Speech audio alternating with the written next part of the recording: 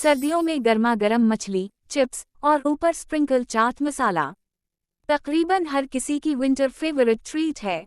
आइए इसे बनाते हैं।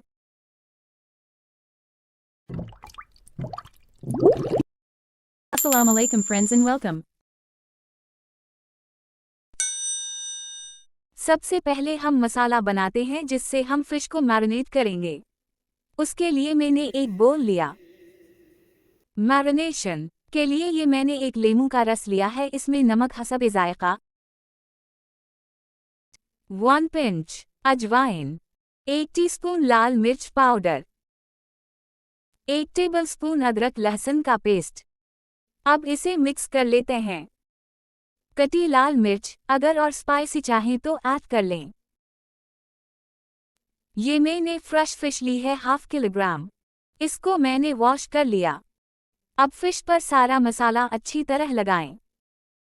फिश पर हर तरफ लग जाए। ये सब पर मसाला लग गया। अब मैं उसको मैरिनेशन के लिए छोड़ देती हूँ।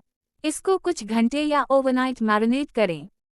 फ्राई करने से पहले इसमें 4 से 6 टेबलस्पून बेसन ऐड करते हैं हल्की सी क्रंच के लिए। साथ ही 1 टीस्पून साबित जीरा और थोड़ा सा पानी डाल दिया। डालकर सब अच्छी तरह मिक्स कर लेते हैं। ये कोट होगी है। फ्राई करते हैं। ये मैंने आलू लिए हैं और वेजेस काट लिए। अब ये भी साथ ही मिक्स कर लेते हैं।